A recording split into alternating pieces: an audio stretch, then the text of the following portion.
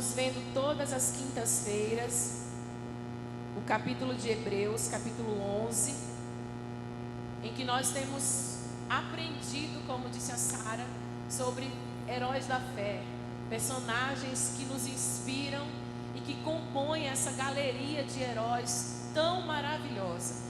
É curioso, eu não sei se você pensa assim, mas às vezes, lendo o livro que o autor escreveu aos Hebreus, a gente se pergunta, como que essa pessoa entrou na galeria de heróis da fé?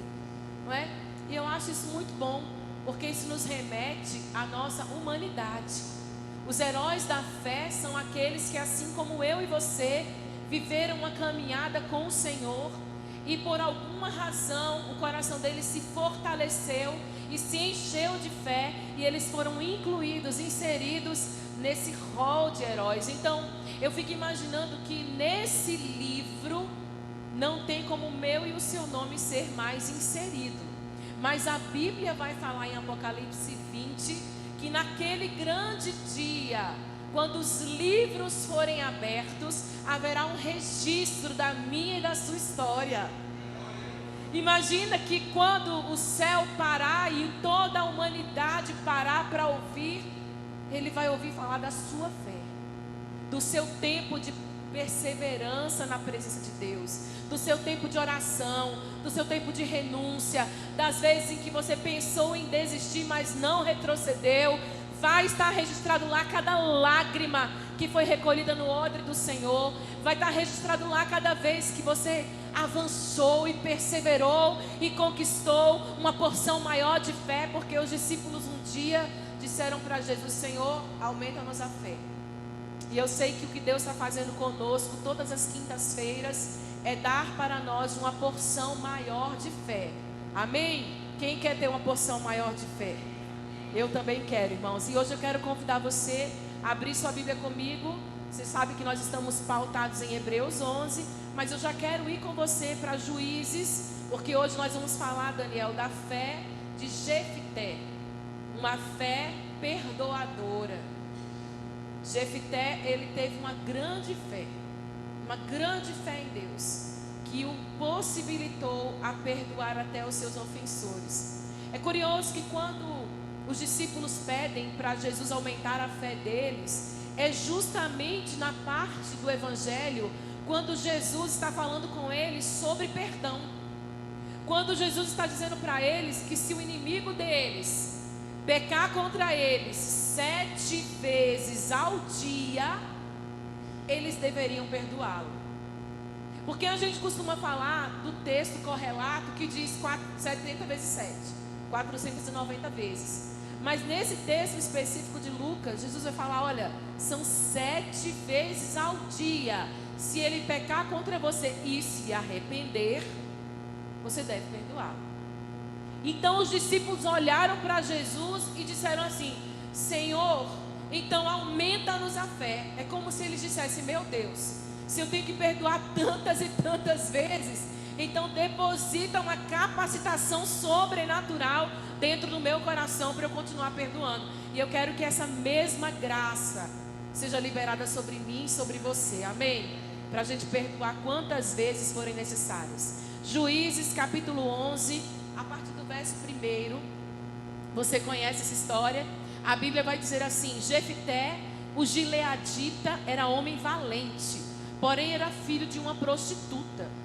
O pai dele se chamava Gileade. Gileade também teve filhos da sua esposa. Esses filhos cresceram e expulsaram Jefité, dizendo: você não herdará nada na casa do nosso pai, porque você é filho de outra mulher. Então Jefité fugiu da presença dos seus irmãos e foi morar na terra de Tobi. Ali, alguns homens sem valor se juntaram a ele e o seguiam. Passado algum tempo, os filhos de Amon entraram em guerra contra Israel. Quando os filhos de Amon atacaram, os anciãos de Gileade foram buscar Jefité na terra de Tobi e disseram a Jefité: venha ser o nosso chefe para podermos lutar contra os filhos de Amon.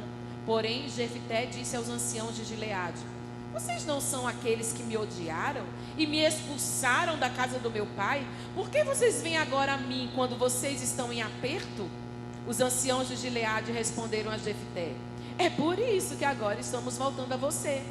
Venha conosco e lute contra os filhos de Amon. Seja o nosso chefe sobre todos os moradores de Gileade. Então Jefté perguntou aos anciãos de Gileade: se vocês me fizerem voltar para combater os filhos de Amon e o Senhor os entregar nas minhas mãos, então eu serei o chefe de vocês?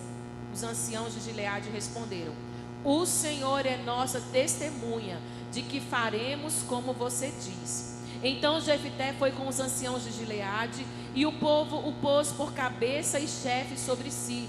E Jefté proferiu todas as suas palavras diante do Senhor em Mispa.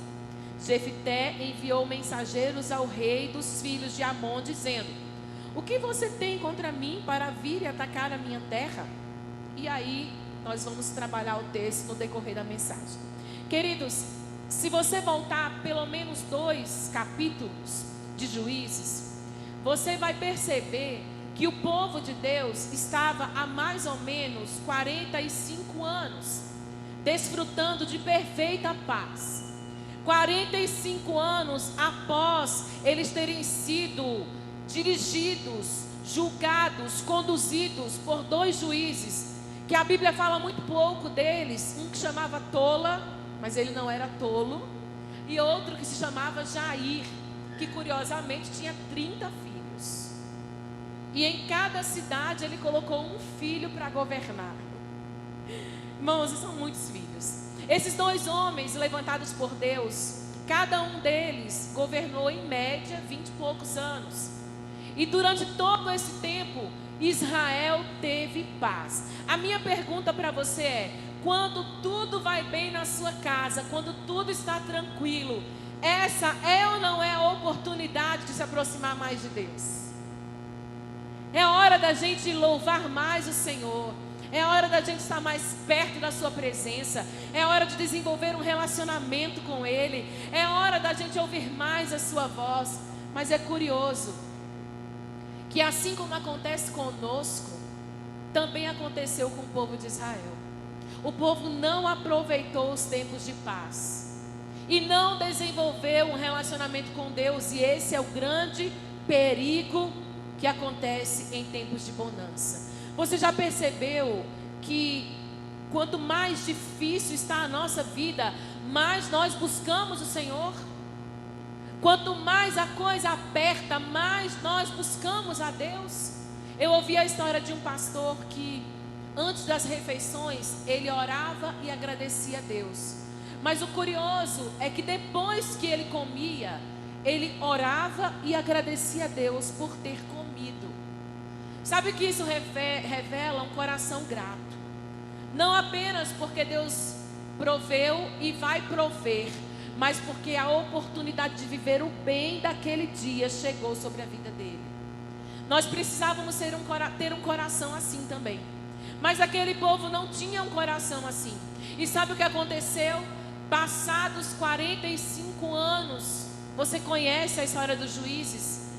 Há um ciclo, de pecado, de busca por Deus, de arrependimento. Aí Deus levanta alguém, começando ali por Otoniel, ele começa a levantar homens e até mulheres, como foi Débora, para julgar a nação. E Deus reveste essas pessoas do poder do Espírito Santo, em resposta misericordiosa e compassiva ao clamor do povo dele. E naquele momento o povo começou a se tornar idólatra. O povo começou a abandonar a Deus logo após a morte de Jair. E como disciplina da parte de Deus, amorosa, em decorrência do pecado do povo, Deus começa a levantar opressores. Deus levanta então os amonitas, o povo de Amon, que era um povo muito, muito agressivo. E eles começam a vir contra Israel. E nesse momento, quando tudo está muito difícil, o povo vai lembrar de Deus. Mas olha que curioso, se você voltar comigo lá para Juízes, você vai perceber que Israel tinha recebido de Deus uma vitória no capítulo 10. Corra comigo para Juízes capítulo 10, versos 11. Olha que coisa tremenda. O Senhor respondeu aos filhos de Israel: quando os egípcios, conte comigo, egípcios 1, os amorreus 2, os filhos de Amon 3, os filisteus 4, os sidônios 5, os amalequitas 6 e os maonitas, quantos povos, gente? 7 povos oprimiam vocês, e vocês clamavam a mim: não é verdade que eu os livrei das mãos deles? De quantos povos Deus havia livrado o povo dele? 7. Mas olha que coisa tremenda. Mesmo Deus havendo livrado o povo dele de 7 inimigos, olha o verso 13: vocês me abandonaram e serviram a outros deuses. Que coisa terrível. Serviram a outros deuses. E o verso 14 diz assim: então vão e clamem aos deuses que vocês escolheram, que ele os livre no tempo do aperto. A essa altura você percebe que a resposta que Deus dá ao povo é uma resposta de alguém que está o quê? Decepcionado. Eu fiz tanto por vocês, eu livrei vocês de 7 povos inimigos, e agora, quando vocês estão em aperto, vocês recorrem a mim. Irmãos, esse é o perigo da igreja nos nossos dias. É o perigo daquele que serve a Deus. É passar pelos livramentos, passar pela cura, passar pela providência, passar pela provisão, pela restauração, e logo em seguida se esquecer da bondade, da fidelidade e do amor. Que nós não nos esqueçamos da bondade, da fidelidade e do amor do nosso Deus para conosco. Quando estávamos em aperto, quando pedíamos uma porta, quando buscávamos um livramento, quando suplicávamos por uma cura, Deus foi gracioso com a igreja, Deus foi gracioso com a minha e com a sua vida. E hoje nós não podemos nos esquecer que Ele é o Deus que nos abençoa e que faz todas as coisas. Mas glória a Deus, mas o povo, irmãos, glória a Deus, glória a Deus, mas o povo se esqueceu. E naquele momento, quando o povo se esquece, e eu quero dizer para você uma coisa: cuidado, para o tamanho da bênção não ser o tamanho do seu pecado. Cuidado, para o tamanho da bênção não ser o tamanho do seu pecado. Eu me lembro de um rapaz que tinha aqui na igreja, que ele tinha uma dificuldade de se locomover, e ele vinha todo domingo e dizia: pastor, ora por mim, para Deus me dar um carro, porque quando eu tiver um carro, pastor, Deus vai me abençoar tanto, e eu vou conseguir vir com toda a minha família, eu vou trazer todos os meus filhos. Ele tinha muitos filhos. Eu vou trazer todos os meus filhos, pastor, e vai ser tão mais fácil. E nós orávamos, irmãos, e eu lembro que esse cantinho aqui era o lugar onde nós orávamos por ele, domingo após domingo, domingo após domingo, até que um dia chegou ali na porta com um carro bonito, bonito. E aí ele falou: pastor, vem ungir aqui o carro. E nós fomos, pegamos o óleo, fomos ungir o carro, consagrando aquele carro para o Senhor. Passou-se um domingo, 2, 3, cadê o irmão? Tinha sumido. E aí depois de um mês ele apareceu e nós falamos assim: irmão, cadê você? E ele falou assim: ah, pastor, agora eu tenho um carro, eu tenho que aproveitar a roça. Eu tenho que levar os meninos para o Pesque Pague, eu tenho que levar os meninos para passear. Cuidado, para que o tamanho da sua bênção não se torne o tamanho do seu pecado. Nós não podemos nos esquecer da bondade de Deus, irmãos. E Deus é um Deus misericordioso. Você pode dar glória a Deus por isso? Olha comigo o verso de número 15. Mas os filhos de Israel disseram ao Senhor: nós pecamos, faze-nos tudo o que te parecer bem, mas por favor, livra-nos ainda esta vez. E eles tiraram os deuses estranhos do meio de si e adoraram ao Senhor. Agora olha o final do verso. E o Senhor já não pôde reter a sua compaixão diante da desgraça de Israel. Meu Deus, quando Deus vê um coração contrito e quebrantado, é como se Deus, eu não consigo ficar sem ajudar, eu não consigo ficar sem livrar, eu não consigo ficar sem responder, eu não consigo ficar sem abençoar. E aí, meu irmão, a resposta do povo, veja comigo o verso 18. Então o povo, aliás, os chefes de Gileade, disseram uns aos outros: quem será o homem que começará a lutar contra os filhos de Amon? Quem fizer isso será o chefe de todos os moradores de Gileade. Você entende que o texto que nós lemos sobre Jefté, na verdade, é a resposta graciosa do coração de Deus ao clamor do povo. Jefté foi o que Deus levantou para trazer o livramento que o povo esperava. Meu irmão, Deus é um Deus de maravilhas, e Ele levantará quem Ele quiser para realizar os seus propósitos e os seus desígnios. Por que eu estou dizendo isso?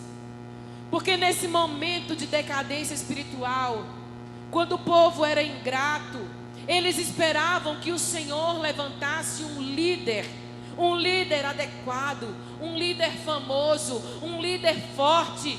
E aí Deus levanta quem? Deus levanta Jefté. Quem era Jefté? Jefté não era um homem poderoso, Jefté não era um grande guerreiro, Jefté não era um homem tão qualificado assim. Deus pode levantar solução, provisão, de onde menos imaginamos, e para livrar as nossas vidas, Ele levanta quem Ele quer. Sabe, queridos, Deus levanta um homem marcado por uma vida cheia de dores e de feridas. Você leu comigo que, como resposta ao povo, Deus não levanta um homem perfeito. Deus não levanta um homem que tem uma família perfeita. Deus não levanta um homem com uma vida isenta de problemas e de feridas emocionais. Ele, ao contrário, levanta, verso de número 1, o filho de uma prostituta. Meu Deus, o filho de uma prostituta será o libertador, será o que vai livrar Israel dos amonitas. Eu costumo dizer que Deus, Ele é um ser supremo, dotado de um senso de humor sensacional. Porque pense comigo, se você está diante de uma batalha, de uma guerra, quem você quer no seu time? Quem você quer no seu exército? Não é assim quando você criança ia escolher quem ia ficar no seu time de futebol. Não é assim no futebol, no vôlei. Você separa aquela multidão de pessoas e fala assim: 2 cabeças aqui, 2 capitães. Você vai escolher fulano, você vai escolher Beltrano. Aí os 2 vêm. Aí eles começam escolhendo quem? Os mais fortes, os mais habilidosos, os mais preparados. Mas no reino de Deus não é assim. O Deus que nós servimos, Ele não olha para o mais preparado, Ele não olha para o mais habilidoso, para o que tem a melhor família, para o que tem o melhor respaldo, para o que tem a melhor finança, para o que estudou na melhor universidade. Ele olha para quem Ele quer, e Ele pega as coisas loucas desse mundo para confundir as sábias. Ele pega os que não são para confundir os que são. Ele levanta quem Ele quer. Dê glória a Deus por isso. Porque nós estamos inseridos num reino que não exige de nós grandes virtuosidades, somente que sejamos disponíveis a fazer a sua vontade. E aquele homem, Jefté, filho de uma prostituta, como se não bastasse ser um homem desonrado, ele ainda era um bastardo. Verso de número 2 vai dizer que ele era filho de um adultério. Meu Deus, quantas vezes as nossas histórias pregressas querem nos paralisar e nos fazer acreditar que Deus não tem ainda um propósito para desenrolar na nossa história. Quantas vezes aquilo que fizemos e que maculou a nossa vida nos faz acreditar que Deus não tem mais nada conosco. Eu quero liberar sobre a sua vida, se Deus tinha algo para a filha de uma prostituta, o filho de uma prostituta bastardo, filho de um adultério, quanto mais para mim e para você. A graça continua valendo, meu irmão. A graça continua sobre nós para nos levantar, porque onde abundou o pecado, superabundou a graça do Senhor Jesus. E aquele homem rejeitado, olha que coisa forte, marcado pela vergonha de ser filho de uma prostituta, marcado pela desonra de ser filho de um adultério, marcado pela rejeição. Olha o verso de número 2. O pai dele, Gileade, também teve filhos da própria esposa. E os filhos de Gileade com a sua esposa cresceram e expulsaram Jefité de casa, dizendo: você não herdará nada na casa do nosso pai, porque você é filho de outra mulher. Um homem marcado pela rejeição, um homem marcado pelo abandono, porque aonde estava o pai dele na hora de defender o filho? Aonde estava o pai dele na hora de dizer: é filho tanto quanto vocês são? Ele se cala, omisso. Assim como Jessé se calou acerca de Davi, o pai de Jefité, Gileade, se cala acerca do seu filho e deixa que os seus irmãos o expulsem de casa. Aí eu fico imaginando Deus levantando um homem que era já um líder, mas que não tinha uma família estruturada, que não tinha uma casa funcional. Ei, Deus não precisa que a sua casa seja funcional para que tudo vá bem naquilo que Ele quer realizar na sua história. Sempre que eu leio essa história, eu lembro da minha própria casa. Meu pai era assim, um adúltero, que batia na minha mãe. Eu entrava no escritório dele, as cartas das amantes estavam lá.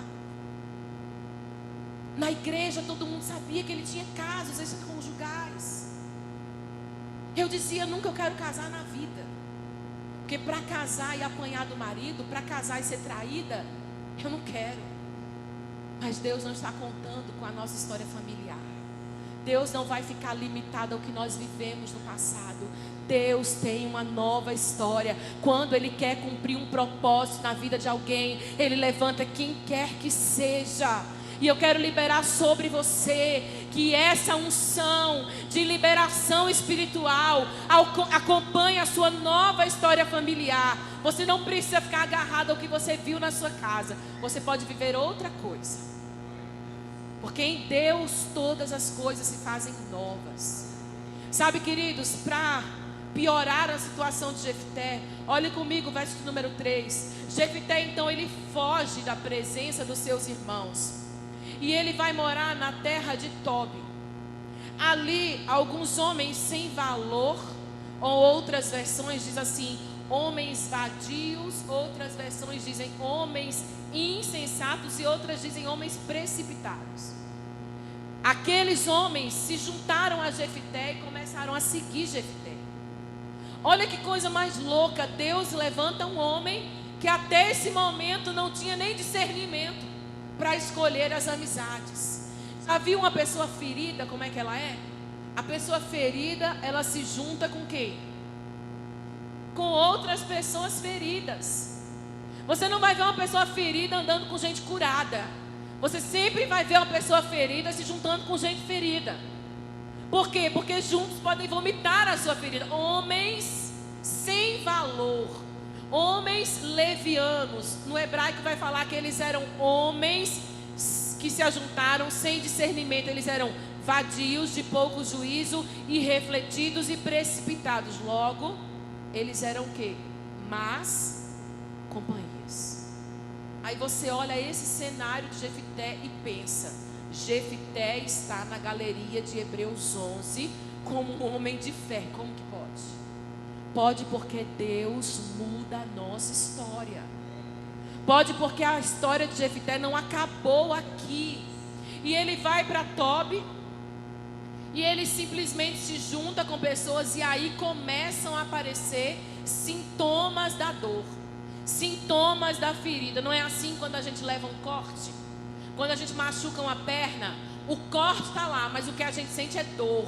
O corte está lá, mas se infeccionar a gente tem o quê? Febre. O corte é a circunstância, a situação. O que vem depois é o sintoma da dor. Olha o que aconteceu, verso número 5. Então os filhos de Amon atacaram, e os anciãos de Gileade foram buscar Jefté na terra de Tobi, e disseram a Jefté: venha ser o nosso chefe, para podermos lutar contra os filhos de Amon. Porém, Jefté disse aos anciãos de Gileade: vocês não são aqueles que me odiaram e me expulsaram da casa do meu pai? Por que vocês vêm a mim quando vocês estão em aperto? Olha que curioso. Agora, Jefté, depois de ter sido ferido, exalava o quê? Amargura. Exalava o quê? Mágoa. Exalava o quê? Ressentimento. Toda vez que alguém nos fere, se a gente não libera o coração, a gente se torna um homem assim, uma mulher assim. Que quando aquele que nos ofendeu chega perto, a gente sempre tem uma palavra o quê? Ácida, áspera. Olha que curioso. Jefté traz a memória, ele põe de novo na mesa, ele acusa mais uma vez os seus ofensores. Pessoas que carregam feridas e que não foram curadas vão ficar falando da sua história e da sua dor. Ah, meu Deus, você fez isso comigo. Ah, mas lembra, você foi assim comigo. Ah, mas um dia você fez isso. E vai sempre apontar o dedo. Pessoas que fazem o tempo inteiro a lembrança da sua história de dor. É um assunto recorrente. São pessoas feridas. Outra coisa, verso de número 8, verso de número 9. Então os anciãos de Gileade responderam para Jefté: é por isso que agora estamos voltando a você. Gente, que resposta é essa? Vocês entenderam? Jefté falou assim: olha, agora que vocês estão em aperto, vocês vêm até mim. E eles respondem: é por isso mesmo. É porque a gente está em aperto. Gente, não é porque a gente ama você. Não é porque a gente quer vir pedir perdão para você. Não é porque a gente reconheceu que errou com você. É porque a gente está em aperto. Olha como existem pessoas que nunca vão reconhecer o erro. Existem pessoas que nunca vão reconhecer: olha, eu feri você e está tudo bem. Você e eu não podemos ter essa expectativa.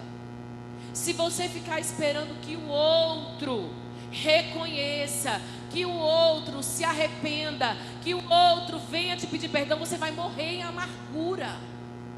Porque o outro vai estar vivendo a vida dele despreocupado, e você vai estar pensando: olha, ele fez isso comigo. Sabe a resposta mais cara de pau da Bíblia é essa? Eu vim te buscar porque eu estou em aperto mesmo.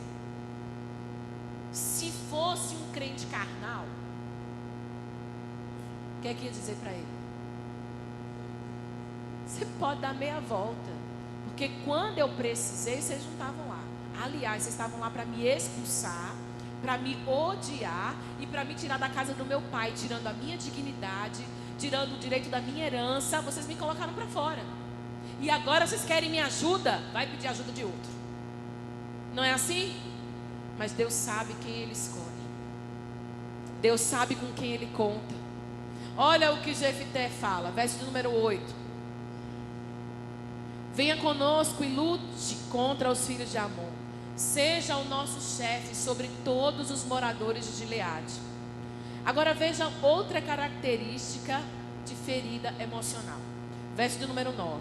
Então Jefté perguntou aos anciãos de Gileade: se vocês me fizerem voltar para combater os filhos de Amon e o Senhor os entregar nas minhas mãos, então eu serei o chefe de vocês? O que é que Jefté queria? Ser reconhecido, ser valorizado. Isso é típico de pessoas que têm raízes de rejeição. O que Jefté recebeu do pai dele? Rejeição. O que ele recebeu dos irmãos dele? Rejeição. O que ele recebeu dos anciãos de Gileade? rejeição. E agora, como que ele quer curar a rejeição dele? Com reconhecimento. Já viu aquela pessoa que precisa do você faz muito bem, precisa do nossa, você arrasou, precisa do ai, nossa, sem você a gente não consegue. Já viu essa pessoa? Pode investigar. Tem um fundo de raiz de rejeição. Aquela pessoa que faz, sabe, aquela mulher que cozinha tudo, e aí quando termina de cozinhar, ela olha e fala assim: ficou bom? Vocês gostaram? Ficou gostoso? Se ninguém falar nada, você pode saber que o rosto dela muda. O que foi, fulano? O que aconteceu? Não, vocês não falaram nada da minha comida. Já viu aquela pessoa que faz uma pintura, conserta a casa, coloca o chuveiro no lugar, e aí quando a família chega e entra, já vai ligando o chuveiro e tomando banho, não fala nada. Aí ele fala assim: ninguém dá valor ao pai que tem nessa casa. Você pode saber que tem um fundinho ali de rejeição, um abandono, uma família que deixou de lado. Pode saber, irmãos, toda pessoa que tem raiz de rejeição tem necessidade de afirmação, de reconhecimento. E isso tem que ser colocado diante do altar do Senhor. Sabe por quê? Porque muitas vezes os homens não vão nos reconhecer. Muitas vezes os homens vão esquecer de nós. Paulo chega a dizer na segunda carta aos Coríntios: eu, de muito boa vontade, me gastarei e me deixarei gastar pelas vossas almas, ainda que amando-vos cada vez mais seja menos amado. Ele aprendeu o lugar de que se ele não recebesse amor, ele continuaria amando, porque a fonte de amor de Paulo era Deus e não as pessoas. É por isso, irmãos, que Paulo vai escrever aos Colossenses: olha, tudo que você fizer, faça como ao Senhor, porque é a Cristo Senhor que você está servindo, é dele que virá a sua recompensa. Se você esperar, querido, recompensa, reconhecimento, valorização de filho, de marido, de pai, de mãe, de esposa, você vai se frustrar. Mas se você colocar os seus olhos em Deus, você nunca vai se frustrar, porque Deus é amor. Ele não tem amor para dar, Ele é o próprio amor. Então, quando alguém não te valorizar, não te reconhecer, não lembrar de você, do seu aniversário, não lembrar que você fez o bem, for ingrato, você vai olhar para Jesus e vai dizer: é a Cristo, o Senhor que eu estou servindo, e é dele que virá a minha recompensa. Aleluia. Sabe, queridos, mas Jefté ainda não entendia isso. Ele ainda queria ser reconhecido. E aí você vai encontrar Jefté. Vá comigo aí para o verso de número 1. Verso de número 11. Então, verso de número 10. Então os anciãos de Gileade responderam: sim, Jefté, o Senhor é nossa testemunha de que faremos como você diz. Então Jefté foi com os anciãos de Gileade, e o povo o pôs por cabeça e chefe sobre si. Até esse momento, Jefté tinha conseguido o que ele queria: reconhecimento. Mas a partir de então, Jefté começa a proferir as suas palavras diante do Senhor. E irmão, é nesse lugar, diante da presença do Senhor, que o homem e a mulher de Deus recomeçam a sua história. Não seria na presença de anciãos, mas é na presença do próprio Deus que Jefté dá um novo rumo à sua história. Irmãos, naquele momento Jefté, ele tinha duas opções. A primeira opção que Jefté tinha era a vingança. E Deus coloca diante de mim, de você, dois caminhos hoje. O primeiro é a vingança. Ele poderia simplesmente ficar apegado às feridas do seu passado, afundado em amargura, vivendo aquele ciclo interminável da ferida, da dor, e negar ajuda aos seus ofensores. Ele poderia fazer isso. Mas Jefté opta pelo segundo caminho, que é o caminho do perdão. Nesse momento, ele coloca diante dele a possibilidade de viver uma nova história e assim fechar o ciclo da ferida. Deus continuamente coloca diante de nós uma fé capacitadora que nos coloca em posição de perdoarmos os nossos ofensores.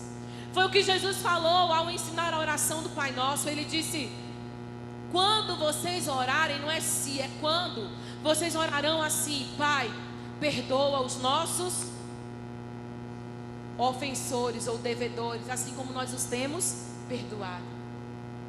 Perdoa as nossas dívidas, assim como temos perdoado os nossos devedores.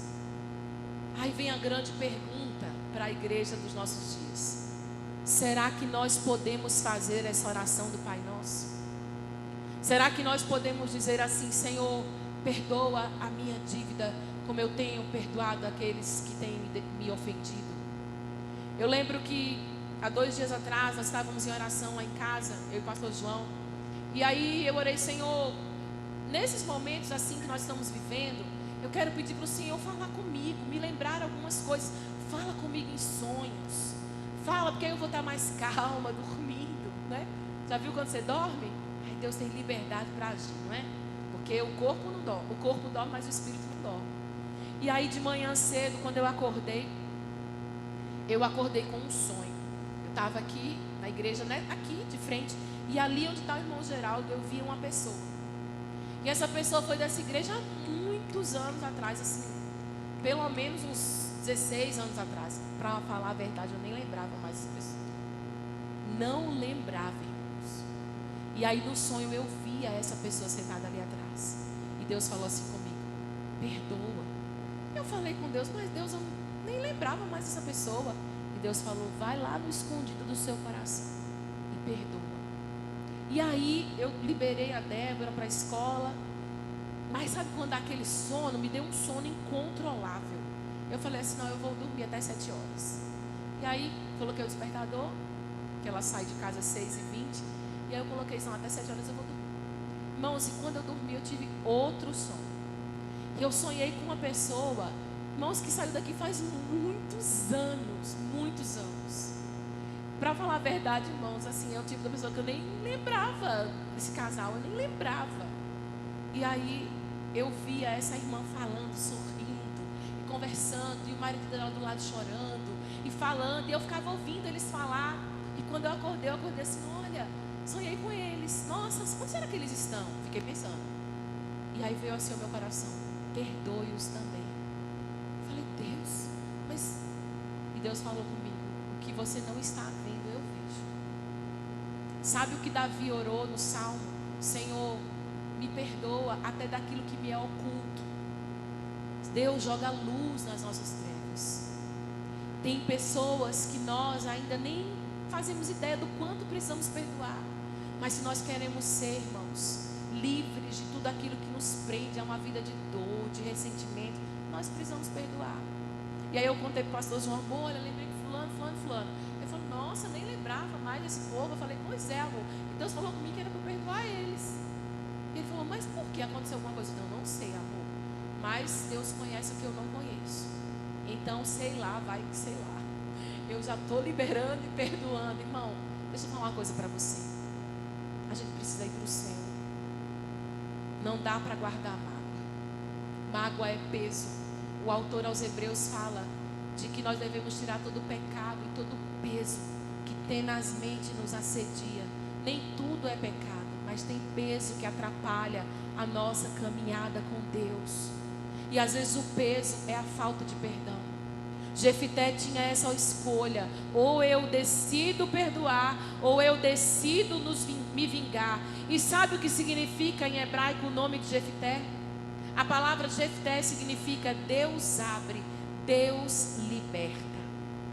Eu quero declarar sobre a sua vida que Deus abrirá cativeiros que estão presos sobre nós e nos libertará, assim como Ele fez com Jefité, assim como Ele tirou o Jefité de uma condição de autocomiseração, de ficar o tempo inteiro olhando para a sua situação. Ah, os meus irmãos não me amam. Ah, o meu pai não me defendeu. Ah, minha mãe era uma mulher desonrosa. Ah, eu não tive herança. Os líderes da minha terra me mandaram embora. Não, naquele momento, sabe o que aconteceu?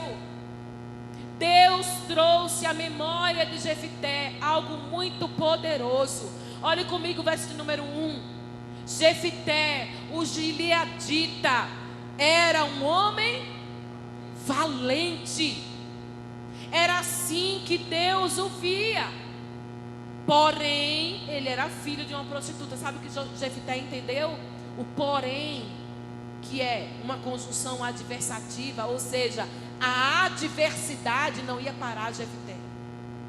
Ninguém lembrou de Jefité porque ele era filho da prostituta. Ninguém lembrou de Jefité porque ele era um rejeitado. Lembrou porque ele era um homem valente. Aquilo que Deus diz ao nosso respeito é o que por fim prevalecerá. Não é a nossa história de dor, não é o que os outros fizeram conosco, é o que Deus liberou como propósito sobre a nossa vida. E Jefité era um homem o quê? Valente. E na hora que a coisa ficou difícil, os anciãos não foram buscar nenhum dos seus irmãos. Os anciãos não foram buscar ninguém mais da cidade. Jefité era um homem cogitado para ser o libertador. E naquela hora, irmão, tudo mais tinha ficado para trás.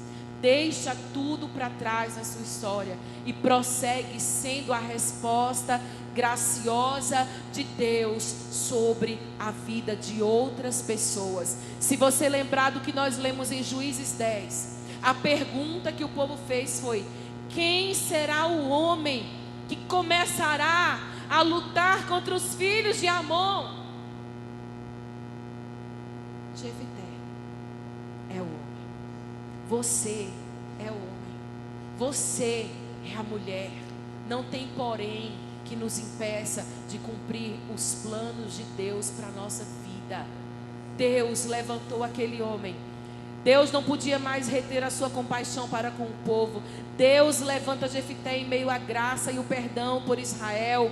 Jefité precisava ser esse homem também que responderia com graça, com misericórdia e com perdão. O que Deus fez com Israel, Jefité faz com os seus ofensores. Libera perdão, graça e misericórdia. Irmãos, não é possível que a gente olhe para todos os atributos de Deus, para o seu eterno poder, para a sua bondade, para o seu amor, para a sua misericórdia, para a sua compaixão, e continuemos sendo pessoas rancorosas. Não é possível que nós vejamos tudo que Deus é, a graça que Ele libera, o favor imerecido, e nós continuemos a ser pessoas que guardam ressentimento. A resposta dessa geração que ama a Deus é que mesmo quando homens errarem conosco, nós seremos aqueles que os socorrerão, porque aprendemos com o nosso Deus o que é perdoar. Aprendemos com o nosso Deus o que é andar a segunda milha, o que é dar a túnica e também a capa, o que é dar uma face e também a outra. Aprendemos com o nosso Cristo, que sabe o que é padecer. Talvez você venha há anos na igreja e guarde dentro do seu coração uma memória de dor. E hoje é o dia que Deus resolveu depositar no seu interior uma fé maior para perdoar. Se até os discípulos disseram: Jesus, olha, aumenta-nos a fé, quanto mais nós, irmãos. Nem sempre a cura de Deus virá nos lugares mais prováveis. Veja comigo, a palavra Gileade é uma palavra que quer dizer lugar de cura, lugar de bálsamo, lugar de saúde, ou onde se encontra remédio. Gileade, lugar onde Jefité havia nascido. O pai dele chamava Gileade. De quem Jefité poderia esperar cura? Do pai. Onde Jefité poderia esperar ser curado? Na sua terra. Não é assim que acontece conosco? A gente quer dizer para Deus: Deus, aonde que o Senhor vai nos curar? Como que o Senhor vai fazer? Quem o Senhor vai levantar? Mas ao contrário, a Bíblia diz que Jefité fugiu para Tobi. E Tobi, para Jefité, parecia ser um lugar de quê? Da humilhação. A palavra Tobi, para onde Jefité foi, em hebraico, significa lugar bom, lugar agradável, lugar formoso e belo. Para Jefité parecia ser um lugar de dor, mas Deus o levou para Tobi para ser curado. E assim a vontade de Deus é um lugar bom, é um lugar perfeito, é um lugar agradável. A vontade de Deus é assim para a nossa vida também. Só que muitas vezes a vontade de Deus parece se contrapor à nossa vontade, porque a gente quer fazer o quê? Deus, faz do meu jeito. E Deus está dizendo: sai de Gileade, vai para Tobi. Não, Deus, mas se eu sair daqui eu perco tudo. Se eu sair daqui eu perco quem eu amo. Se eu sair daqui eu perco a minha família. Se eu sair daqui eu perco os meus amigos. Eu perco os lugares que eu gosto de estar. E eu vou para uma terra onde eu vou me juntar a gente que eu não quero, gente que não tem valor. Mas Deus está dizendo: vai ser lá que eu vou trabalhar no seu coração e vou curar a sua história. Deus tem o melhor para mim e para você. E para terminar, irmãos, a fé de Jefité foi tão grande.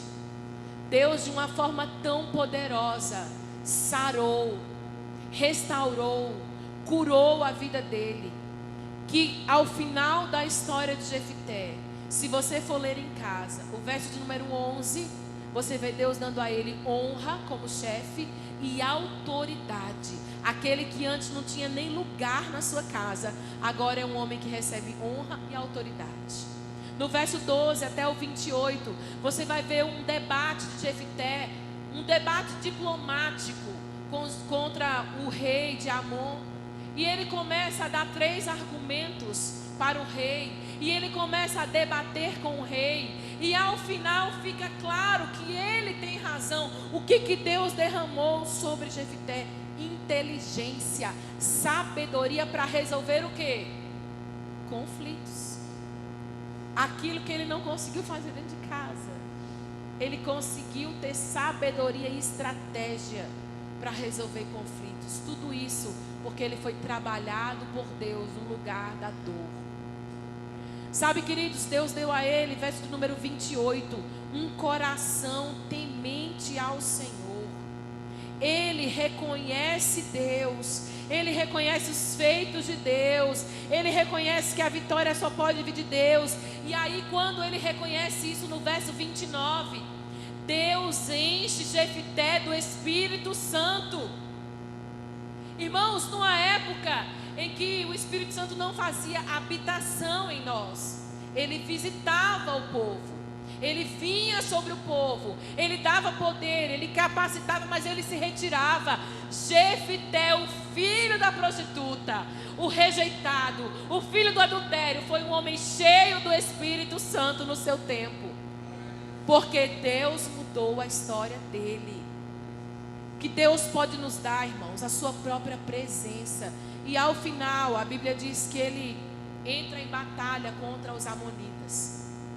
E ele vence os amonitas. E ele tem vitória contra os inimigos. E o povo celebra a vida de Jefité. Mas sabe, queridos, naquele momento você pode pensar assim: a história acabou por aí.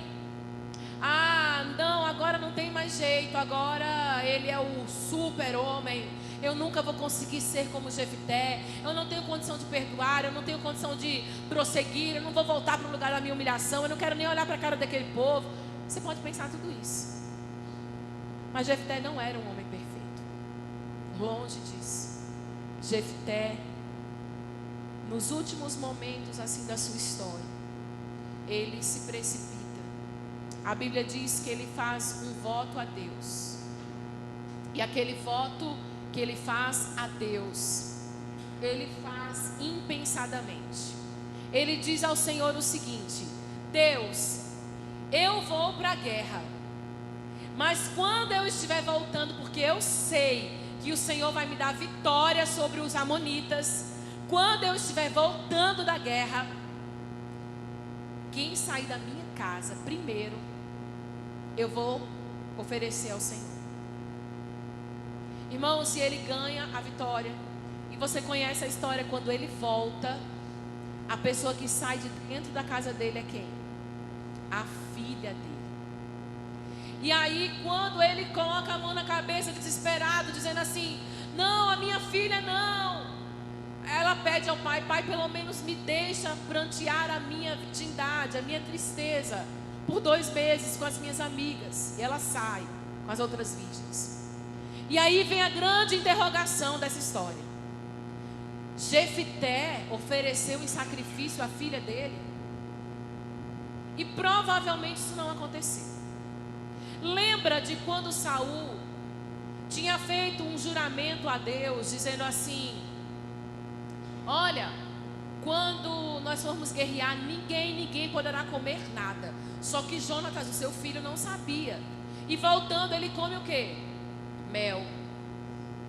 E ele come mel. E aí quando ele volta, Saul quer cumprir o juramento. Mas o povo de Israel não deixa. Apesar de ter sido um voto, o povo não deixa. Por que o povo não deixa? Pensa comigo. O holocausto que era entregue a Deus era de um animal. E só poderia se fazer sacrifício no tabernáculo ou no templo, lá na frente, quando o templo é criado depois dos reis.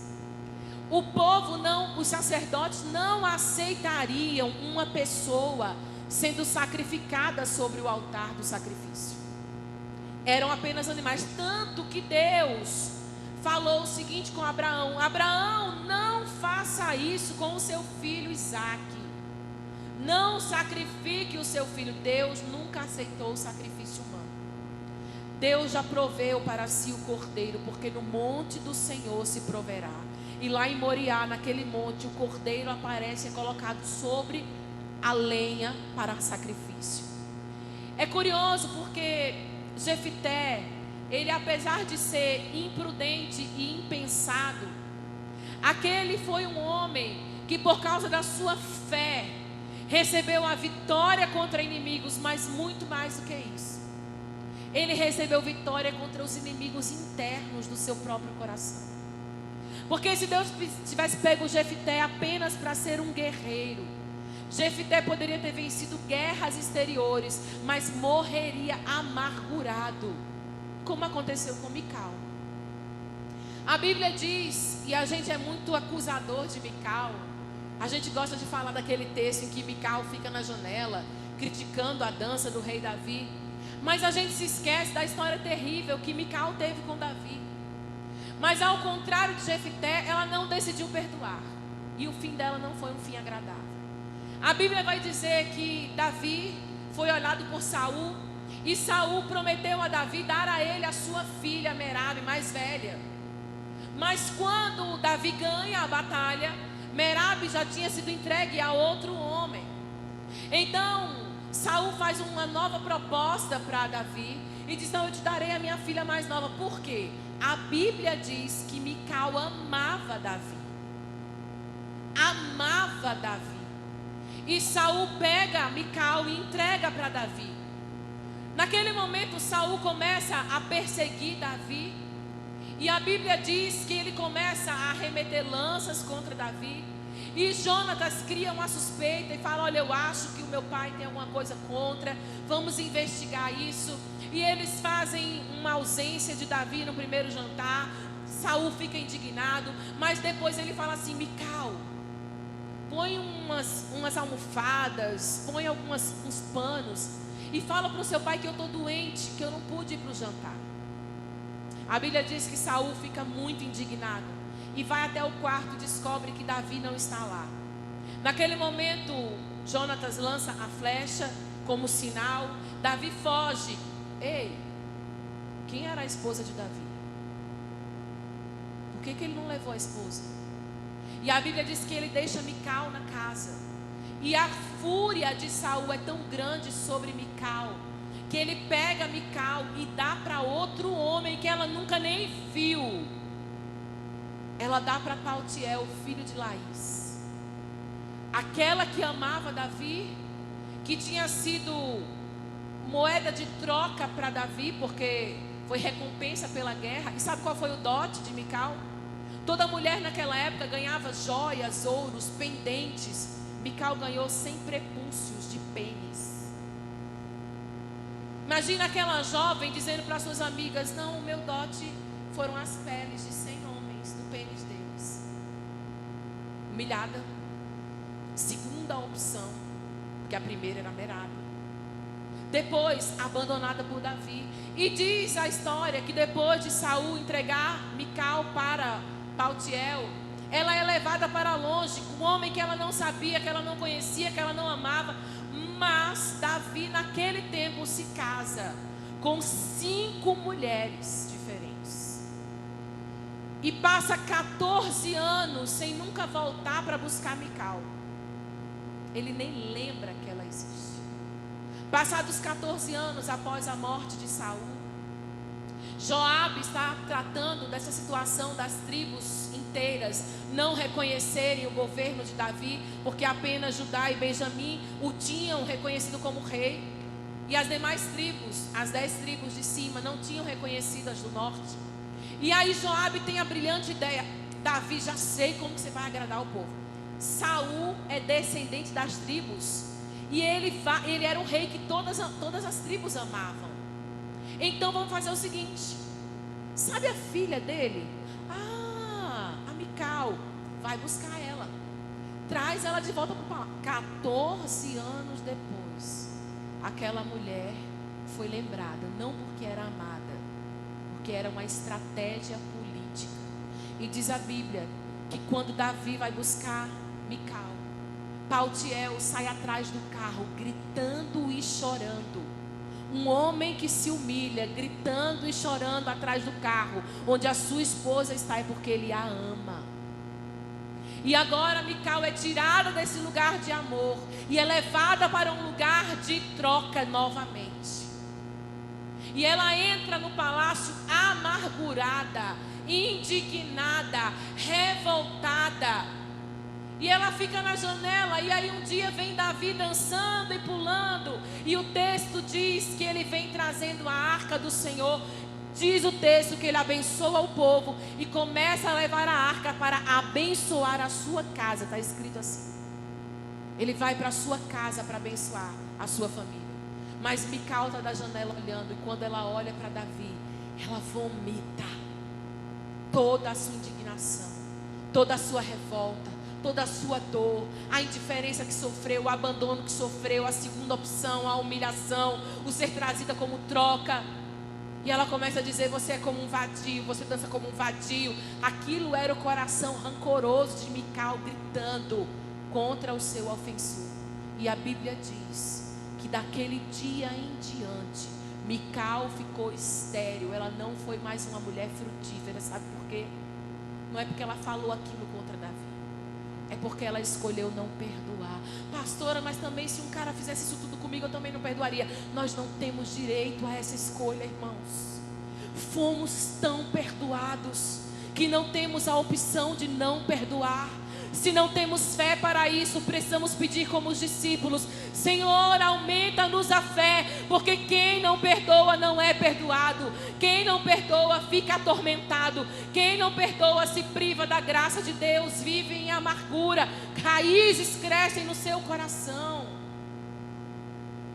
E eu quero liberar sobre você essa fé de Jefté, que levou aquele homem que tinha todos os motivos para não perdoar, a ser um homem que perdoa. Você em Cristo tem a capacidade dada por Ele de perdoar. Então eu quero te convidar a ficar de pé nessa hora. E nós vamos orar para que Deus nos conceda a graça, irmãos. Eu não sei quem te ofendeu, eu não sei como foi a ofensa. Às vezes foi simples, foi no seu trabalho. Um patrão seu, um chefe seu, uma chefe sua. Às vezes foi um professor, uma professora que te deu uma palavra de: você é burro mesmo, você não vai prestar para nada. E você está carregando isso para o resto da sua vida. Às vezes foi alguém que passou pela sua história, um namorado, uma namorada, uma noiva, um noivo, um marido, que deixou, que foi embora. Mas sabe, Deus está nos dando a oportunidade de ter uma fé perdoadora, de ter uma fé transformadora, de ter uma fé que muda a história, de ter uma fé sem limites para perdoar. Se for 7 vezes ao dia e alguém se arrepender, que nós possamos perdoar. Se você quer perdoar, coloque a mão sobre o seu coração. Pai, nessa noite, Senhor, nós queremos pedir a Ti que venha sobre nós essa capacidade de não perdoar da boca para fora, mas de perdoar, Senhor, como diz a Tua palavra, no íntimo, Senhor. Tua palavra diz que se não perdoarmos no íntimo aqueles que nos ofendem, também o nosso Pai Celestial não nos perdoará as nossas ofensas. Nessa hora, Senhor, nós abrimos diante de Ti o nosso coração para dizer: aumenta a nossa fé. Aumenta a nossa fé, Senhor. Nós não estamos na galeria de Hebreus 11, mas queremos estar nos livros que o céu tem escrito a nosso respeito. Nós queremos ser conhecidos como homens e mulheres que perdoam, homens e mulheres que avançam, homens e mulheres que não se prendem, que os poréns não marcam paralisia, mas que as adversidades são apenas impulsionamentos para prosseguirmos. Deus querido, queremos fazer o que Paulo nos orientou. Não muitas coisas, mas uma coisa eu faço, esquecendo-me das coisas que ficam para trás e avançando para as que estão adiante de mim. Eu prossigo para o alvo, para o prêmio da soberana vocação em Cristo Jesus. Capacita-nos, Senhor, a não ficarmos olhando para trás, mas fazermos uma coisa, Senhor, nos posicionarmos em decidir que vamos ser perdoadores. Dá-nos essa graça, Pai, em nome de Jesus, amém. Eu queria chamar os diáconos, os servos aqui, todos os diáconos. Nós vamos ungir você nessa hora. Se você tem uma oração específica para pedir, você pode nessa hora falar para o diácono, mulher com mulher, homem com homem. Todos nós aqui já fomos tão perdoados. Não somos melhores do que ninguém, não somos melhores do que ninguém. Mas nós precisamos dessa capacitação para perdoar. Se você quer perdoar e você também quer receber a oração, vem aqui à frente. Os irmãos já estão aqui posicionados, enquanto a Sofia está tocando ali o teclado. Você pode vir, Senhor, nessa noite. É noite que nós abrimos o nosso coração, Senhor, para liberar vidas. Nós não queremos viver, Senhor, atormentados, não queremos viver presos a cadeias, a grilhões, Senhor, que nos deixam, Senhor, aprisionados. Mas nós queremos, Senhor, experimentar a liberdade que o Senhor conquistou para nós. Nós queremos experimentar a liberdade de não lembrarmos mais de palavras que nos ofenderam, de toques que nos machucaram, oh Deus, de atitudes que foram rejeitosas, abandono, traição, falta de lembrança, abandono. Quantos de nós vivemos a humilhação da fome, de não ter o que comer, da necessidade, porque pessoas não estiveram lá para nos ajudar. Mas nessa noite o Senhor arranca das nossas vidas o peso da amargura, o peso da dor, o peso da vergonha, o peso da humilhação. E o Senhor nos libera para um novo tempo na sua presença. Um lugar como Gideão, um lugar de honra, um lugar de autoridade, um lugar de livramento, um lugar de milagres, de vitória contra os inimigos.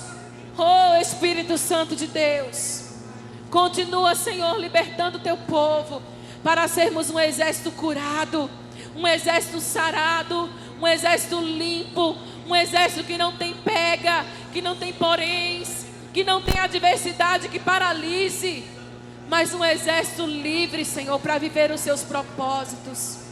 Oh, aleluia, aleluia. Celinha, por favor, aqui, querida. Isso, glória a Deus, aleluia. Pai querido, oh, aleluia.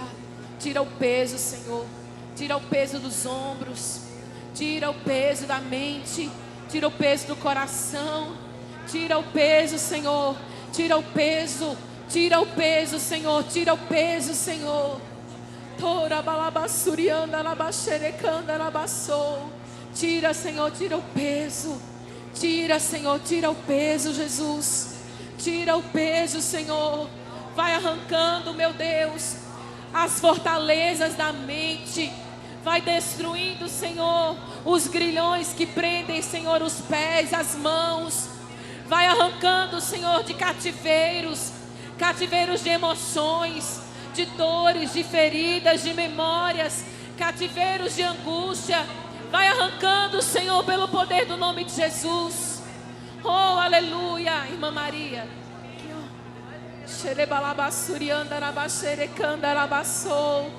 Oh, aleluia, glória a Deus. O Senhor tem liberdade. Liberdade para o seu povo. Liberdade para a sua igreja. Liberdade, Senhor, é o que tu tens para nós. Aleluia, aleluia, aleluia, aleluia. Liberdade é o que o Senhor tem para nós. Aleluia. Você que está aí no seu lugar, levante suas mãos. Comece a glorificar ao Senhor. Dizer para Ele: Senhor, muito obrigada, porque pela liberdade foi que o Senhor me libertou. Eu não sou mais escravo da dor. Eu não sou mais escravo da vergonha. Eu não sou mais escravo da desonra. Não existe condenação sobre a minha vida. Não existe condenação nem julgamento. Não existe afronta de Satanás. Não existem dedos apontados. Mas existe a graça, a misericórdia, o perdão, a cura, a restauração, o livramento. Obrigada, Senhor. Obrigada, Senhor. Obrigada, Senhor. Obrigada, Jesus. Aleluia. Aleluia. Levante suas mãos, eu vou orar por você. Pai, muito obrigada, Senhor, por essa noite que o Senhor preparou para que o nosso coração fosse tirado de um lugar, Senhor, de solidão e de dor. Deus, eu oro para que o Senhor complete a obra, porque aquilo que nós não podemos fazer, a Tua palavra é suficiente. A Tua palavra é suficiente. E nós damos à Tua palavra a honra que ela tem no meio da Tua igreja. Espírito Santo, opera, Senhor, sem medida, a completude, a plenitude da obra que o Senhor começou. E que sejamos, Senhor, impulsionados, encorajados a perdoar os nossos ofensores, para a glória do Teu nome, Senhor. E que o amor de Deus, o nosso Pai, esse amor tão maravilhoso, que a graça do nosso Senhor Jesus Cristo, que as consolações, sim, as consolações do doce Espírito Santo repousem sobre nós, o Teu povo, Senhor, hoje e para todo o sempre. Amém. Glória a Deus. Irmãos, vamos em paz, em nome de Jesus. Sábado tem chá de fralda na Poli, hein? E do Gildo. Gildo não está grávido, mas o Gildo vai estar aqui. Não é? Que Deus abençoe sua vida, querido, em nome de Jesus.